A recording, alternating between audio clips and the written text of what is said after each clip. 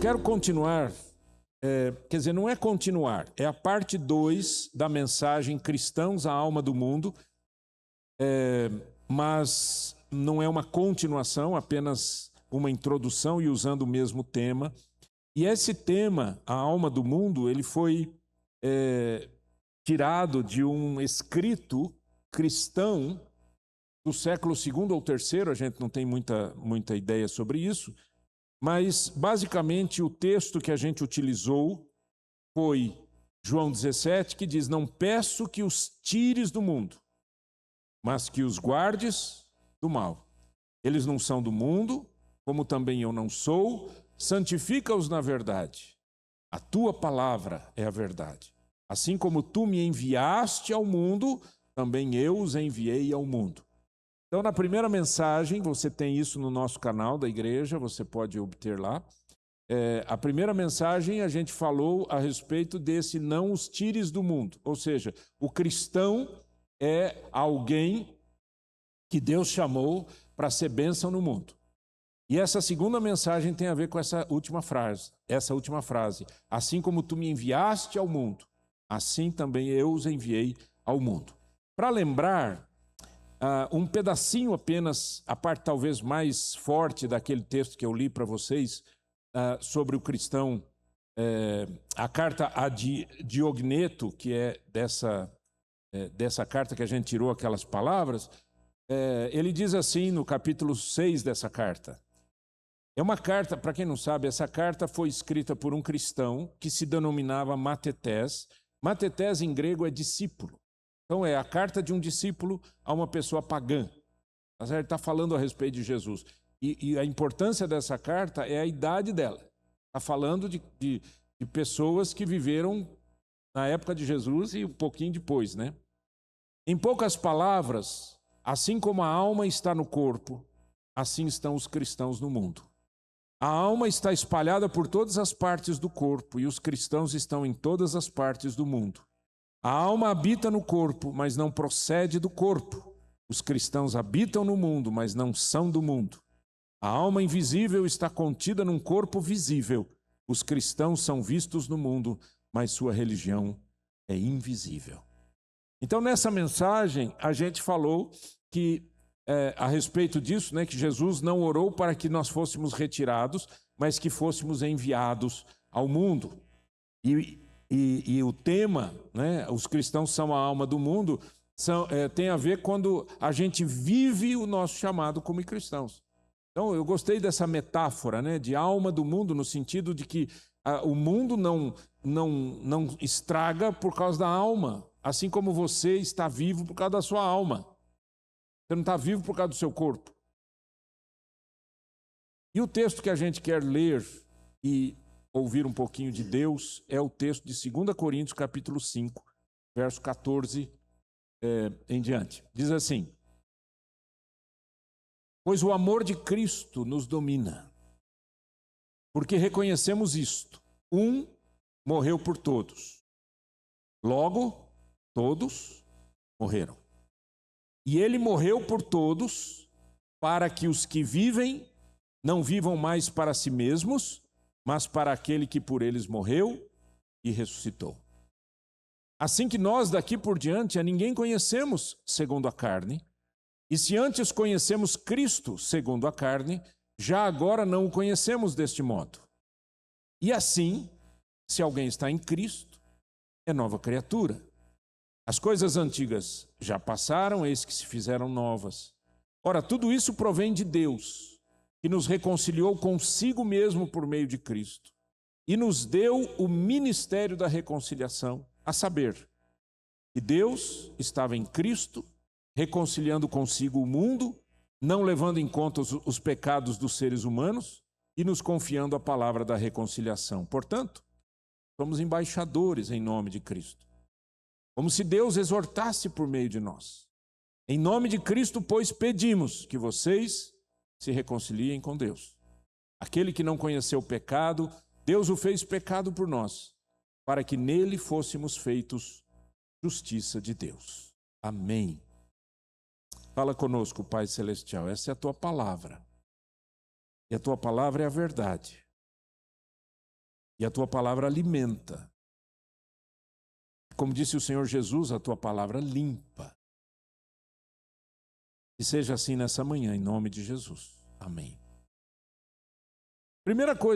A primeira verdade que a gente tem nesse texto é que o amor de Cristo domina nossas intenções e projetos de vida. Se você é como eu, que decorou aquele versículo que diz, porque o amor de Cristo nos constrange, né? Nos constrange. A palavra que aparece ali é uma palavra que também tem a ver com esse domínio, a gente é impulsionado, né? Pelo amor de Deus. Então, o amor de Cristo nos domina, nos conduz, nos impulsiona, nos constrange. O primeiro obstáculo à missão da igreja não é a falta de conhecimento, oportunidade de recursos. Primeiro obstáculo é uma vida que continua governada por si mesma. Quero que você pense nessa frase. É uma questão de governo. Você lembra que lá em Colossenses, capítulo 1, versículo 16, o apóstolo Paulo diz que o Senhor nos tirou do império das trevas e nos transportou para o reino do Filho do seu amor. São dois poderes. O governo do inferno, o governo de Deus. Mas não são dois governos iguais. Porque não existe nada parecido com o governo de Deus. O problema é que quando nós não estamos abertos, submissos ao governo de Cristo, nós fazemos a nossa vontade. Ou fazemos a vontade do diabo. Por isso que eu falei para vocês, a vida é espiritual em si. A vida é espiritual 100%. O cristão, ele não vive uma vida natural e uma vida espiritual. Se eu trabalho, eu estou trabalhando, seja o que eu estiver fazendo, eu estou fazendo para a glória de Deus. Não é isso que a Bíblia fala? Tudo que fizerdes em palavras ou em ações, fazei em nome do Senhor Jesus, dando por ele graças a Deus Pai. A glória é de Deus, a vida é para Deus.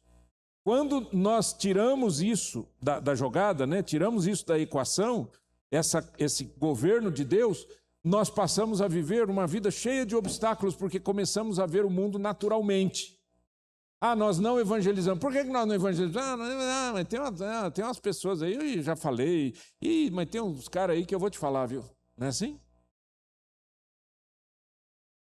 Mas não cabe a nós julgar ninguém. Não cabe a nós dizer o que é que vai bem, o que não vai bem. O que cabe a nós é obedecer a palavra de Deus. E a palavra de Deus diz que o mundo jaz. Então você está esperando o quê? E está piorando. Tem gente que não gosta de ouvir essa frase que eu tô falando. Uma vez eu estava falando com uma pessoa e eu falei, a palavra de Deus diz que as coisas vão piorar. Aí a pessoa diz, não, de jeito nenhum, eu ainda confio no Senhor. Como se fosse o mais espiritual do mundo. Mas a gente tem que olhar o que as Escrituras dizem. A Bíblia não fala do princípio das dores, irmãos? Fala ou não fala? Fome, tem acontecido fome? Está piorando. Terremoto, tem acontecido terremoto? Está piorando. Tem acontecido guerras? Está piorando. Tem acontecido doenças? Está piorando. Mas Jesus falou que isso ia acontecer. Não, mas Deus vai fazer. Não, porque o Brasil tem uma promessa sobre o Brasil. Que promessa? O que tem é a palavra de Deus. Pastor, mas aí pensar que vai piorar, não dá assim um desânimo? Claro que não. O apóstolo Paulo disse nesse capítulo, eu não pus na tela, então vamos ver aqui na Bíblia. Nesse capítulo, o apóstolo Paulo diz uma coisa fantástica, que é o capítulo 5 de 2 Coríntios, ele diz assim, pois sabemos que se a nossa casa terrestre desse tabernáculo se desfizer, temos da parte de Deus um edifício, uma casa não feita por mãos humanas, eterna nos céus.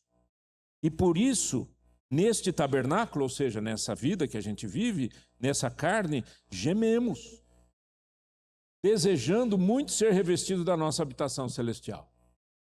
Você não deseja ir para o céu? É que não está na hora, pastor. Esse desejo não faz a gente apressar nada, viu, gente? Ninguém vai se matar agora. Se matar, vai para baixo. Não sobe, né? E se de fato formos encontrados vestidos e não nus. Pois nós, os que estamos nesse tabernáculo, gememos angustiados, não por querermos ser despidos, nós não queremos morrer, mas revestidos, para que o mortal seja absorvido pela vida. Ora, foi o próprio Deus quem nos preparou para isto, dando-nos o penhor do Espírito. Ele nos preparou para isso, nos dando a garantia. O Espírito Santo nos dá a garantia do céu. Pensa nisso. Ora, há dificuldades nesse mundo? Há dificuldades nesse mundo. Há situações boas e ruins? Sim, situações. Ainda temos situações boas, louvado seja o nome do Senhor. Ainda temos coisas lindas acontecendo no mundo, louvado seja o Senhor. A pergunta que Paulo vai fazer aqui um pouco mais para frente, pergunta não, mas a declaração que ele faz um pouco mais para frente no versículo 14 é: pois o amor de Cristo nos domina. O que é que faz com que a gente continue vivendo, servindo, adorando, amando, abençoando, evangelizando? É o amor de Cristo. 1 João 4, 10 e 11. Nisto consiste o amor. Não em que nós tenhamos amado a Deus, mas em que Ele nos amou e enviou o Seu Filho como propiciação pelos nossos pecados, para nos perdoar, para nos dar uma história nova. Amados, se Deus nos amou de tal maneira, nós também devemos amar uns aos outros. Nunca ninguém viu Deus. Se amarmos uns aos outros, Deus permanece em nós, seu amor é em nós aperfeiçoado. Como é que o mundo vai ouvir a respeito de Cristo se nós não vivermos a vida que Deus quer que a gente viva? Essa é a pergunta.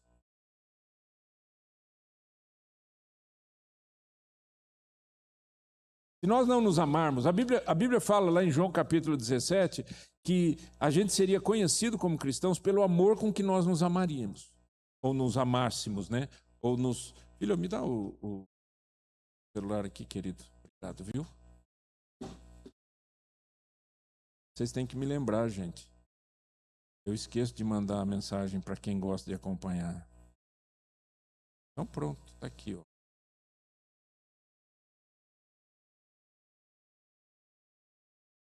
Pensa comigo uma coisa aqui. Nisto consiste o amor. Ora, o apóstolo Paulo diz que o amor de Cristo nos impulsiona. O que é que faz com que a gente continue vivendo, trabalhando, cuidando dos filhos, abençoando as pessoas, evangelizando? O que é que faz isso? O amor de Deus. Aí ele diz, esse amor ele consiste não em que nós tenhamos amado a Deus, ou seja, não em que o amor seja, a fonte do amor esteja dentro de mim. A fonte do amor está em Deus. Por isso que a Bíblia diz que Deus é amor, não é? Quando a gente usa a palavra amor, nós humanos, quando usamos a palavra amor, a gente diz assim, eu amo você, eu amo meus filhos, eu amo meus netos, eu amo, certo? E sai de mim esse amor. Só que há muita gente que ama condicionalmente, certo? Concorda ou não? Quando a pessoa diz assim, eu te amo quando você faz isso. Nossa, eu te amo tanto quando você faz isso. E quando você não faz isso, eu não te amo. Certo? Condição, tem uma condição. Só que o amor de Deus não é condicionado. E ele não é condicionado porque o amor de Deus não é apenas uma expressão em que o amor acontece. A Bíblia diz, Deus é amor. E se Deus é amor, Deus não me ama porque eu faço coisa boa. Deus me ama porque Ele ama. Porque Ele é a fonte do amor. É isso, irmãos, que nos ajuda a compreender que a nossa vida cristã, ela depende, obviamente, do meu trabalho, da minha vida com Deus, da minha obediência a Cristo, mas Cristo não me ama porque eu obedeço a Ele. Ele me ama porque Ele é amor. Por isso que a gente nunca desiste da fé. Por isso que a gente está sempre orando, por isso que a gente está buscando. Porque a gente sabe que há amor em Deus, porque Deus é amor. Bendito é o nome do Senhor. Segundo, a cruz muda o governo das nossas vidas. Lembra que eu falei de governo? Quem manda em nós? É o meu coração que manda? É o meu desejo que manda? São os sistemas deste mundo que mandam? O que é que manda? Quem que manda em mim? A cruz muda o governo das nossas vidas. Diz o texto no versículo 15, lê comigo em voz alta. E Ele morreu por todos, para que os que vivem não vivam mais para si mesmos, mas para aquele que por eles morreu. E Ele morreu por todos, para que todos aqueles que o recebem não vivam mais para si mesmos. O governo muda. Não é você que manda, não é seu desejo que manda, não é o seu sonho que manda, não é o seu plano que manda. É o Senhor que manda. Então a pergunta que eu faço para mim e para você hoje é: quem manda em mim? Quem manda em você? O maior perigo que a gente pode ter, gente, é vivermos baseados nas emoções. E viver baseado nas emoções significa que o governo está em nós. Eu só faço aquilo que eu quero. Eu só faço aquilo que eu gosto. Antigamente, e eu não vou dizer que antigamente era melhor e nem pior, mas antigamente os pais ensinavam os filhos a obedecer. Por quê? Porque tem que obedecer. Não tem explicação. Aliás, Jesus disse: aquele que me ama, guarda a minha palavra. O que é guarda a minha palavra? Decora? Não, obedece. Aquele que me ama, obedece. O amor faz com que a gente obedeça. Então, quando os pais diziam para a gente: obedeça. Ah, mas por que eu tenho que obedecer? Porque tem que. O que está acontecendo hoje? O filho ou a filha diz assim: eu não quero, te odeio. Não é isso? E o que os pais falam? Então, o que você quer? Ah, eu quero isso. Ah, então faz. Você vai ficar feliz? Vai ficar quietinho? Não vai gritar? Se eu te der isso aqui, você fica bem? Fico. Tá bom. Eu nunca vi na Bíblia negociação. Você já viu negociação na Bíblia? Na Bíblia, o Senhor fala a respeito do amor e fala a respeito da obediência como coisas conectadas. A obediência é simplesmente uma consequência do amor. E a gente obedece a Deus porque ama a Deus. E a gente ama a Deus não porque a gente amou Ele primeiro, mas porque Ele nos amou primeiro. Louvado seja Deus. Em Romanos capítulo 14, 7 a 9, diz: porque nenhum de nós vive para si mesmo, nem morre para si. Porque se vivemos, é para o Senhor que vivemos. Se morremos, é para o Senhor que morremos. Quer, pois, vivamos ou morramos, somos do Senhor. O que muda na minha existência, queridos, pensar num texto como esse? Muda tudo. Se eu trabalho para o Senhor. Se eu decido isso, eu decido para o Senhor. Se eu tenho um sonho, esse sonho é para o Senhor. Se eu tenho um plano, esse plano é para o Senhor. A gente pensa assim. Vamos falar a verdade que a gente não pensa assim. A gente pensa assim: Senhor, abençoa os planos que eu tenho no meu coração. Senhor, eu tenho um plano aqui, o Senhor não podia assinar embaixo? Está tudo certo? O senhor gostou do meu plano? O plano até que é legal, Senhor, vai. Manda brasa. Se eu morro para Deus. Se eu vivo para Deus. Essa consciência faz com que eu entenda que o governo pertence ao Senhor e Ele não abre mão disso. Terceiro, a nova criação muda o nosso olhar. Você lembra do texto? Assim que nós daqui por diante a ninguém conhecemos segundo a carne. E se antes conhecemos Cristo segundo a carne, já agora não conhecemos deste modo. O que isso significa? Eu não sei se você sabe ou se esse texto para você é fácil. Mas nunca foi muito fácil para mim, esse texto. Né? A gente fala assim: como que é? Alguém conheceu segundo a carne. Segundo a carne quer dizer o quê? E se antes conhecemos Cristo segundo a carne, agora não conhecemos assim, o que quer dizer isso? A palavra grega, ou a frase grega, é essa aí, katassarka, que quer dizer segundo a carne. Ora, esse segundo a carne, primeiro tem a ver com julgar e compreender alguém a partir da maneira humana de enxergar a realidade. Conhecer segundo a carne não tem nada a ver com intimidade, não tem nada a ver com corpo. Tem a ver como que eu enxergo as pessoas. E se eu e você formos honestos o suficiente, a gente vai dizer que muitas vezes nós olhamos para as pessoas e julgamos as pessoas pela aparência e não pelo coração. Porque nós não conhecemos o coração das pessoas e tudo que a gente conhece é aparência. Não queremos novamente nos recomendar a vocês Pelo contrário, estamos dando uma oportunidade para vocês se orgulharem por nossa causa, para que tenham o que responder aos que se gloriam na aparência e não no coração. Aparência versus coração. Conhecer segundo a carne é conhecer segundo a aparência. Um dos textos fantásticos que eu sempre cito é aquele texto em que Samuel vai ungir um dos filhos de Jessé no lugar do rei Saul. E ele olha um, olha o outro, olha o outro, olha o outro, e acabaram os filhos, e o Senhor disse, não é nenhum deles. Aí Samuel falou, acabou? Não tem mais nenhum filho? Ah, tem um menino lá, está cuidando das ovelhinhas lá. Chama ele. Era aquele. Aí o Samuel disse, porque o Senhor não vê como vê o homem. O homem vê a aparência, mas Deus vê o... Número 2. Depois da conversão verdadeira e da compreensão da morte e ressurreição de Cristo, não podemos mais definir ninguém somente por sua condição exterior. Nós não podemos olhar para as pessoas e julgar as pessoas por aquilo que a gente enxerga. Cuidado com isso, querido.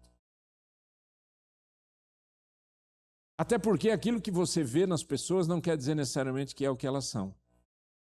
É o que elas mostram, através do seu comportamento.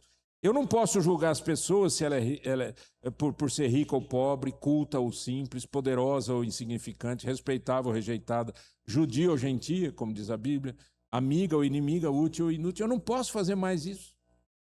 Aliás, você lembra daquela carta que Paulo escreve a Filemon?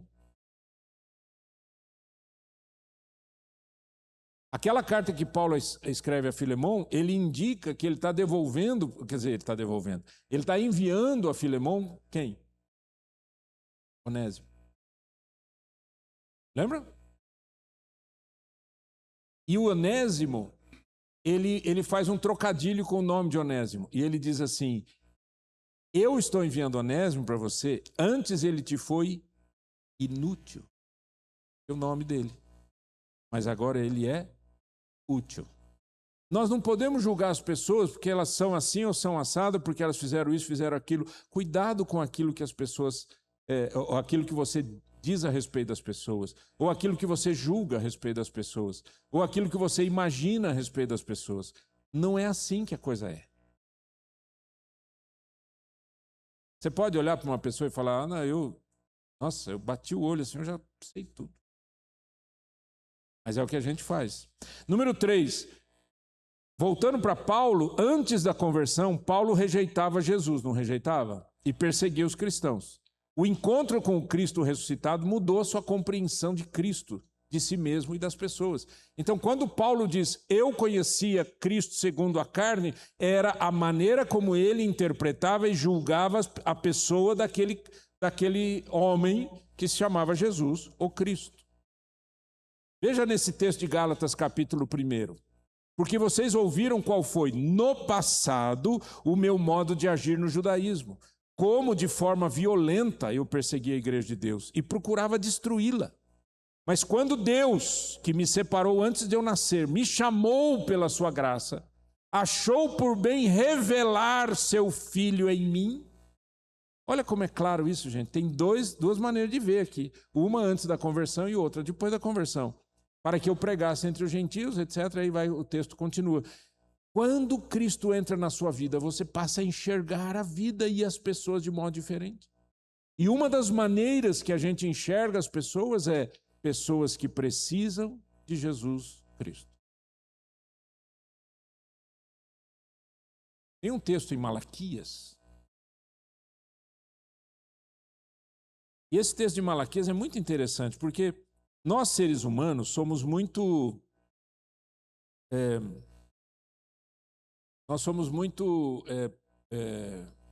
é que fala? Nós somos muito extremistas nos nossos julgamentos, então a gente polariza, né? Tem essas pessoas ou aquelas pessoas, né? E o mundo foi criado assim, e os reinos cresceram e desapareceram por conta disso, né?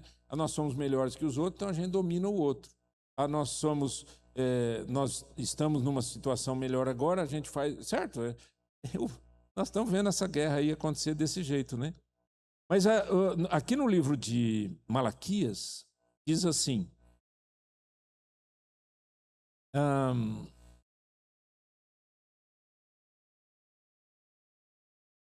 Capítulo 3, falando a respeito do povo de Deus, ele diz, eles serão a minha propriedade peculiar, verso 17. Naquele dia que prepararei, diz o Senhor dos Exércitos, eu os pouparei como um homem poupa seu filho que o serve. Verso 18. Então vocês verão mais uma vez a diferença entre o justo e o ímpio, entre o que serve a Deus e o que não o serve. Essa é a distinção que Deus faz na humanidade. Justo e ímpio. Quem serve a Deus, quem não serve a Deus. Essa é a única distinção. Não tem distinção de raça, não tem distinção de etnia, não tem distinção se é rico, se é pobre, não tem distinção se sabe mais ou sabe menos. Aliás, o próprio apóstolo Paulo diz que Deus usa as pessoas fracas neste mundo para confundir as fortes. E Deus pode fazer essas coisas. Eu quero trazer para você, a partir desse assunto, a seguinte questão. Como que a gente vê as pessoas ao nosso redor? Como que nós vemos as pessoas? Segundo a carne? Ou vemos segundo Deus vê? E muitas vezes aquela pessoa que você acha que é fantástica, incrível, maravilhosa, ela precisa de Cristo, porque sem Cristo ela vai morrer e não vai para o céu. Pensa nisso. Número 4. A reconciliação promove missão. Verso 18, lá do 2 Coríntios 5. Ora, tudo isso provém de Deus, que nos reconciliou consigo mesmo por meio de Cristo e nos deu o ministério da reconciliação. A saber, que Deus estava em Cristo, reconciliando consigo o mundo, não levando em conta os pecados dos seres humanos e nos confiando a palavra da reconciliação. A reconciliação de que Paulo fala é a reconciliação do pecador com Deus. Não é reconciliação entre pessoas. Isso é consequência. Mas a primeira reconciliação necessária é a reconciliação com Deus. Por exemplo, Romanos 5:1 diz o quê? Justificados, pois, mediante a fé, temos paz com Deus. Por que eu tenho paz com Deus? Porque os seres humanos estão brigados com Deus. A humanidade sem Cristo está brigada com Deus. E a reconciliação é através do sangue de Cristo. Ah, então, mas Jesus já não morreu, já não reconciliou? Ele reconciliou. Mas você só experimenta isso se você entregar sua vida a Cristo. Segundo, não produzimos a reconciliação, anunciamos a reconciliação. Não somos nós que vamos salvar ninguém, né, gente? Vocês sabem disso já, né? Mas nós vamos anunciar a salvação. Olha o que diz Colossenses 1:19-22. Porque Deus achou por bem que nele, em Cristo, residisse toda a plenitude, e que, havendo feito a paz pelo sangue da sua cruz, por meio dele, reconciliasse consigo mesmo todas as coisas, quer sobre a terra, quer nos céus, quer sobre a terra, quer nos céus. E vocês, que no passado eram estranhos e inimigos no entendimento, pelas obras más que praticavam, agora, porém, ele os reconciliou no corpo da sua carne, mediante a sua morte, para apresentá-los diante dele santos, inculpáveis e irrepreensíveis. Sabe, irmãos, às vezes eu fico assim tão incomodado comigo mesmo. Né? Não estou falando dos outros, estou falando de mim. Puxa vida, a gente vê uma coisa dessa aqui, o que Cristo fez por nós, e a gente não tem isso aqui de gratidão diária. A gente não vive com essa gratidão. A gente é movido pelas notícias do mundo. Nossa, agora vai ter... Ai, que problema, não sei o quê. Ai, que coisa séria que aconteceu ali. Ai, que coisa triste que vai acontecer ali. Ah, a tendência é que agora vai piorar tudo. Agora vai estragar tudo. Agora vai morrer todo mundo. Desde que eu nasci, eu ouço essas histórias. E já faz tempo. Desde o meu nascimento. Não é? O cristão não vive assim. O cristão, ele olha para Cristo. E ele tem o privilégio de ser alguém que foi reconciliado. Gente, reconciliação é que a gente estava separado e agora está unido com Cristo. E ele fez tudo isso para a gente ser santo, inculpável e irrepreensível. Olha que privilégio. E aí, além disso tudo, além do que ele fez por nós, ele quer que agora eu seja um embaixador dele. Ou seja, que o mundo saiba a respeito dele através de mim. Eu quero que você pense o que isso significa na sua vida. E toda vez que a gente fala um assunto como esse aqui, a coisa mais simples da gente pensar é: é verdade. O pastor tem que pregar mesmo, tem que ser evangelista, tem que ganhar as pessoas para Cristo. As pessoas, né? As pessoas vão... os missionários. E você? O que Cristo fez em você e o que é que Ele chama você para fazer? Ele reconciliou você para que você seja o embaixador dele. Olha só, é claro que existem dons diferentes, né? Nós não estamos falando sobre isso. Nós estamos falando a respeito da vida da igreja. Portanto, somos embaixadores... Vamos ler juntos, porque quem sabe a gente ouvindo, né, vai ficando dentro da nossa mente. Vamos lá. Portanto, somos embaixadores em nome de Cristo, como se Deus exortasse por meio de nós. Em nome de Cristo, pois, pedimos que vocês se reconciliem com Deus. Esse é o pedido da igreja. A igreja nesse mundo existe para fazer esse pedido ao mundo. Pedimos que vocês se reconciliem com Deus, que vocês tenham uma história nova, que vocês se convertam, que a conversão mude sua existência, que a conversão de vocês transforme a família, que a conversão de vocês transforme seus filhos, seus netos, seus bisnetos, que as bênçãos do Senhor acompanhem as gerações, que o seu maior legado seja a graça de Deus, seja a pregação do Evangelho, seja a vida com o Espírito Santo, seja a santidade. Eu acho que você já está cansado de ver, como eu estou cansado de ver, pessoas que brigam por heranças, né? Herança, morreu alguém, aí agora, para quem fica essa casa? Aí tem... Se tiver mais coisa, então a briga aumenta e é uma loucura e os irmãos começam a brigar um com o outro e cada vez... Não é assim? Você conhece essa história, né? E qual que é a herança que você vai deixar que não dá para ninguém brigar? É a fé em Cristo, é a educação cristã, né? É ajudar as pessoas a conhecerem Jesus. Em nome de Cristo, disse Paulo, pedimos que vocês se reconciliem com Deus. 1 Pedro 3,15, leia comigo, por favor. Santifiquem a Cristo como Senhor no seu coração, estando sempre preparados para responder a todo aquele que pedir a razão da esperança que vocês têm. Se alguém encontrar você e falar assim, me conta a razão da sua fé, o que você fala?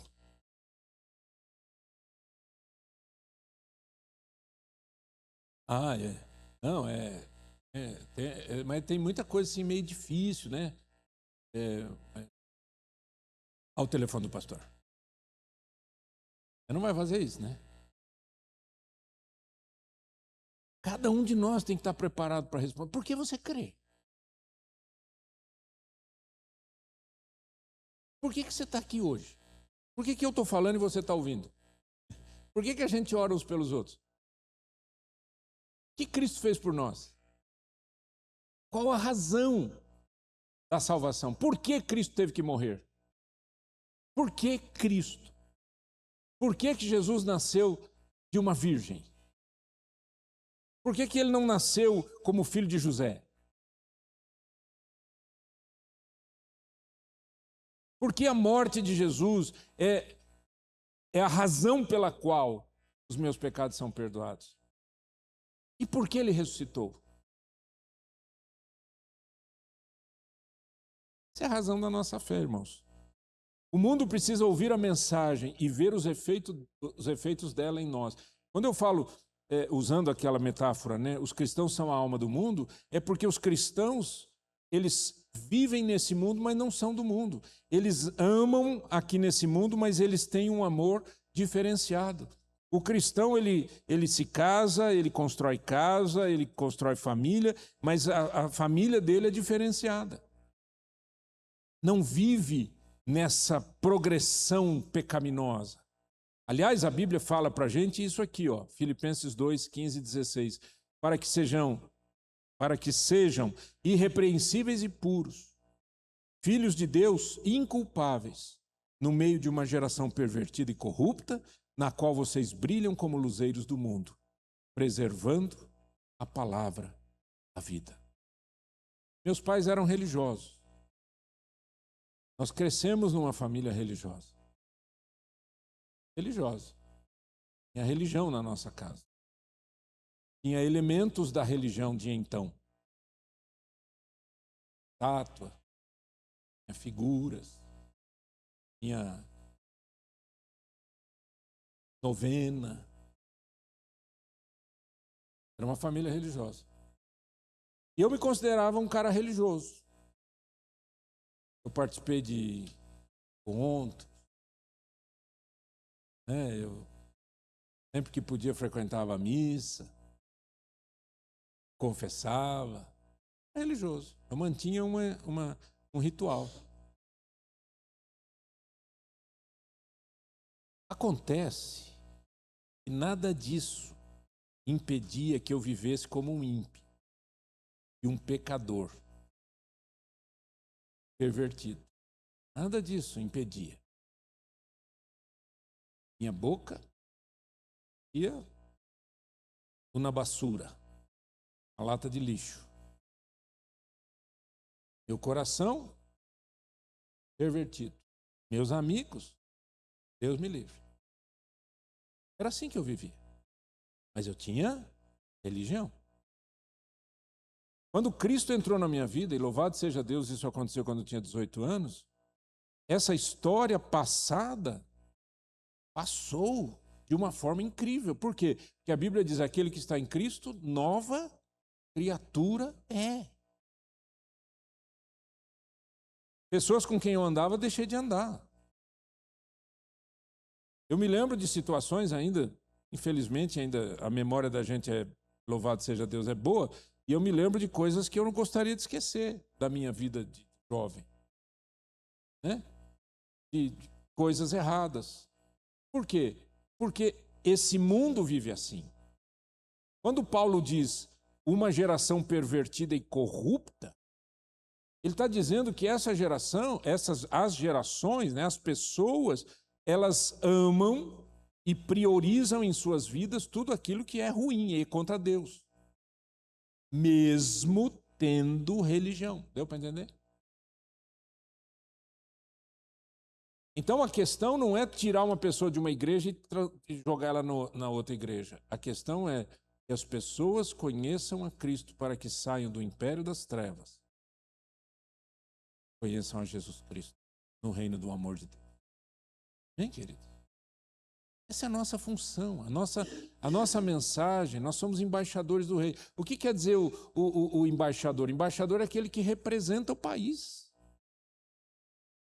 Não é verdade? Quando você vai numa embaixada, esse daqui é o embaixador do Japão. Ele é o embaixador do Japão. Ali na embaixada, aquilo lá é o Japão. Você sabe disso. Você não pode entrar. A polícia brasileira não pode entrar dentro de um consulado, dentro de uma embaixada de outro país. Não pode.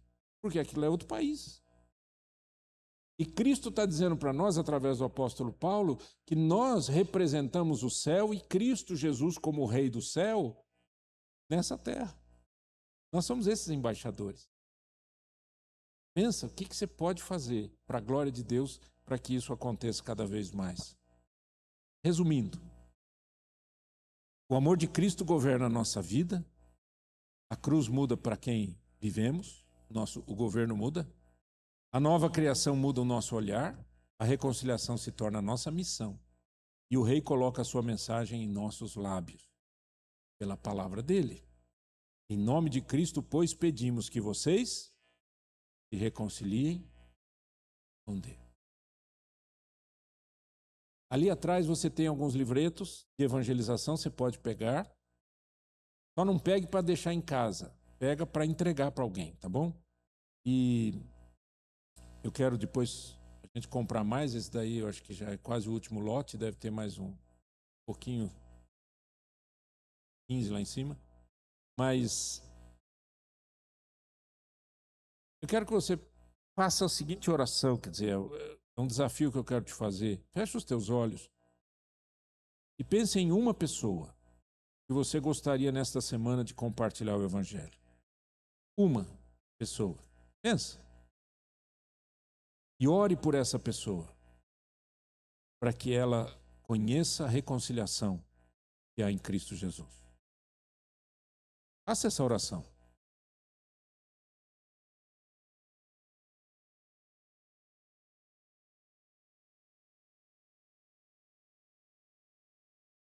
Senhor, bendito é o teu nome. Bendita é a tua palavra. Bendita é a verdade da tua palavra. O Senhor nos chamou, Senhor, a uma nova história e nos deu uma nova história. O Senhor nos chamou a sermos embaixadores e nos deu a mensagem da reconciliação. O Senhor chama, mas capacita. A minha oração, Pai querido, é que o Senhor use a gente, Pai. Que essa semana, que começa hoje, seja uma semana em que nós tenhamos a coragem de compartilhar a mensagem do Salvador. E que nós não façamos julgamentos humanos. E que nós não tenhamos aquela atitude ruim de pensar que as pessoas que são diferentes, eventualmente elas não servem, ou elas não podem, ou porque elas não vão se converter nunca. Tira isso de nós para sempre. E dá-nos a bênção de sermos embaixadores do Rei, servidores do Senhor. Homens e mulheres que não se envergonham da sua fé.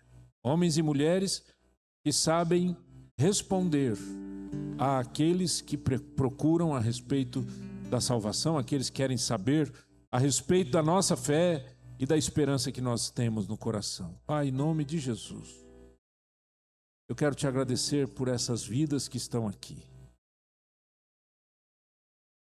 Cada um, ó Deus, é tão maravilhoso aos teus olhos, porque foi o Senhor quem criou. Cada um, Senhor, é tão importante aos teus olhos, porque o Senhor conta conosco para que o Evangelho continue sendo anunciado com amor, com graça e com verdade. Eu oro em nome de Jesus. Amém.